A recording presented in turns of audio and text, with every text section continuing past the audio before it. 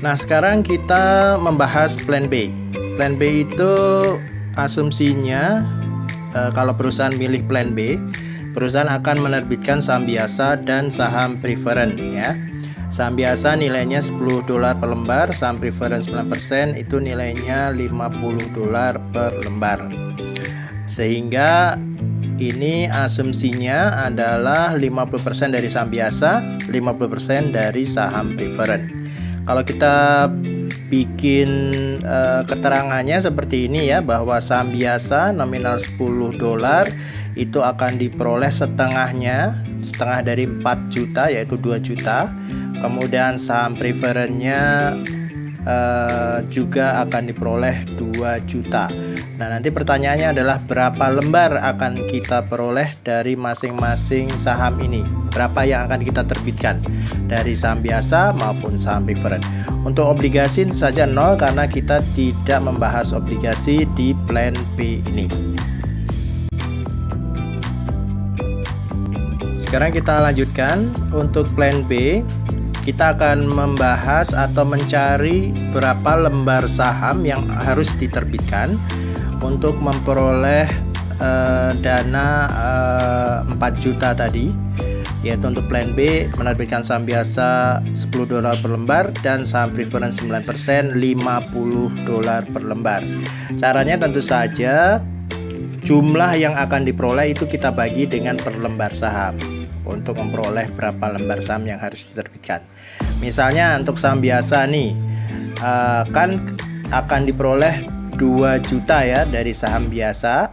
Maka saham biasa ini 2 juta kita bagi dengan $10 per lembarnya ya, sehingga 2 juta dibagi $10 itu diperoleh 200.000 lembar saham biasa. Untuk saham preferennya 2 juta dolar kita bagi dengan nilai per lembar saham preferen yaitu $50, maka akan diperoleh 40.000 lembar saham preferen.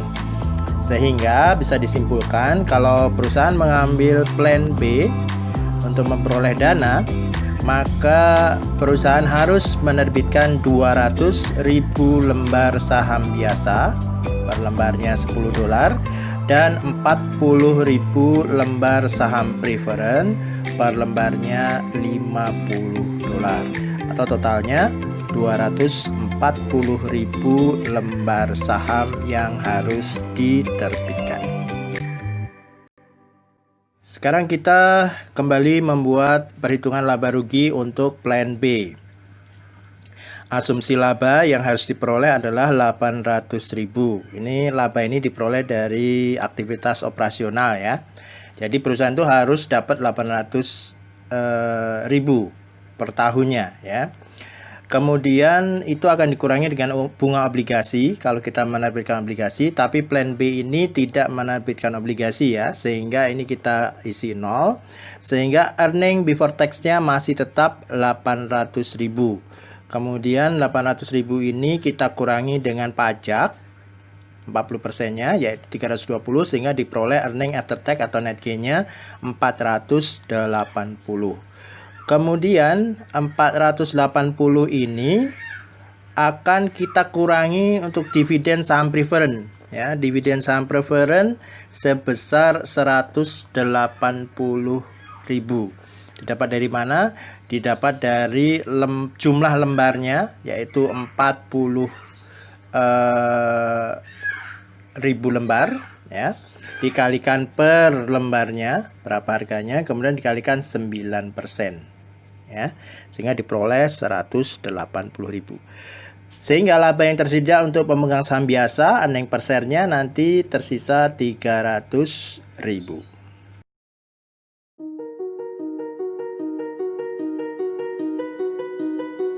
Sekarang kita masuk ke plan C, di mana jika perusahaan mengambil plan C, maka perusahaan akan menerbitkan saham biasa, menerbitkan saham preferen, dan juga menerbitkan surat hutang obligasi. Nah, dari 4 juta dolar yang dibutuhkan ini, kita asumsikan 25% akan dipenuhi dari saham biasa, sehingga 25% kali 4 juta adalah 1 juta. Kemudian dari saham preference-nya juga 25% atau 1 juta, dan dari obligasi akan diperoleh 50% dari dana yang dibutuhkan, yaitu 50% kali 4 juta, yaitu 2 juta dolar. Sekarang kita akan mencari berapa lembar saham yang akan kita terbitkan untuk mencukupi dana-dana yang dibutuhkan ini. Seperti perhitungan pada plan B tadi, untuk mencari jumlah lembar yang harus diterbitkan dari saham biasa maupun saham preference, maka jumlah dana yang akan diperoleh atau diasumsikan akan diperoleh itu akan kita bagi dengan nilai per lembar saham. Sehingga untuk saham biasa 1 juta ini kita bagi dengan 10 dolar, maka akan diperoleh 100.000 lembar saham biasa. Untuk saham preference itu juga 1 juta kita bagi dengan 50 dolar. Itu nilai dari per lembar saham preference, maka akan diperoleh 20.000 lembar saham preference. Sehingga untuk itu plan C harus menerbitkan 100.000 lembar saham biasa dan 20.000 lembar saham preference, atau totalnya adalah 120.000 lembar saham.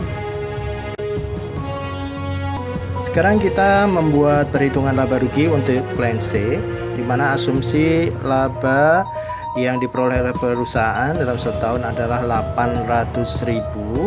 Itu kemudian akan kita kurangi dengan pembayaran bunga obligasi, karena plan C ini melibatkan penerbitan obligasi di mana bunganya adalah 12% per tahun, sehingga yang harus kita keluarkan adalah 12% kali obligasinya yang diperoleh tadi adalah 2 juta, sehingga bunganya adalah 240 harus dikeluarkan untuk membayar itu, sehingga earning before tax-nya 800 dikurangi 240 didapat 560.000. Kemudian pajaknya asumsinya 40%, 40% kali earning before tax-nya yaitu 560 diperoleh 224.000, sehingga earning after tax atau net gain-nya adalah 336.000 ya.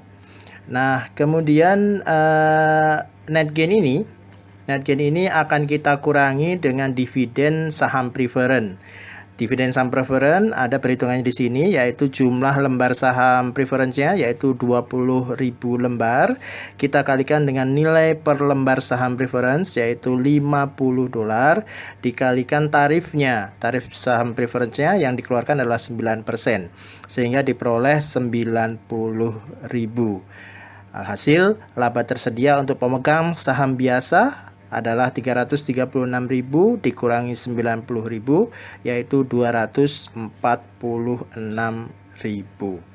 Nah, jika kita sudah selesai membuat plan C, maka kita akan membandingkan dalam tabel-tabel berikutnya.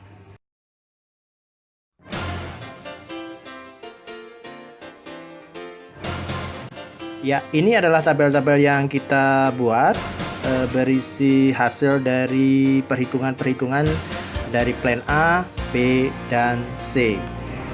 Kita akan melihat jika perusahaan mengambil plan A, maka dividen saham biasa adalah 480.000 ya. Sehingga earning per share-nya untuk pemegang saham biasa itu adalah 480.000 dibagi jumlah lembarnya yaitu 400.000 lembar saham, sehingga earning per share-nya diterima oleh pemegang saham biasa adalah 1,2 dolar. Kalau kita pakai plan B, maka dividen saham biasa diperoleh 300.000, tetapi jumlah lembar sahamnya lebih sedikit yaitu 200.000 lembar, sehingga diperoleh earning per share-nya lebih besar yaitu 1,5 dolar. Sedangkan kalau plan C yang tadi ada obligasinya ya, ternyata dividen saham biasa menurun lagi, yaitu 246.000 dolar. Tapi lembar saham biasanya juga lebih sedikit, yaitu hanya 100.000 lembar. Sehingga jumlah earning per share-nya atau penghasilan yang didapat dari setiap lembar sahamnya adalah mencapai 2,46 dolar. Ini lebih tinggi dari plan B dan plan A. Jadi plan yang dipilih adalah C karena earning per share-nya atau laba yang diterima tiap satu lembar saham biasa adalah yang paling besar, yaitu 2,46 dolar.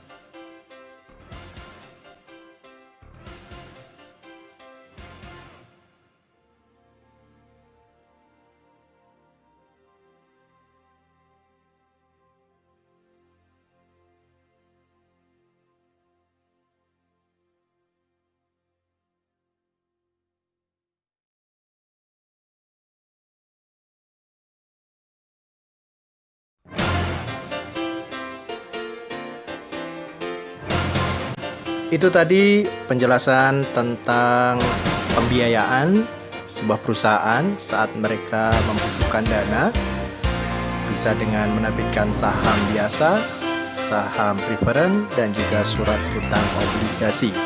Ketiga-tiganya mempunyai implikasi yang berbeda-beda dan perusahaan perlu untuk membuat perhitungan-perhitungan sehingga akan diperoleh hasil yang paling maksimal sesuai dengan yang diinginkan oleh pemegang saham.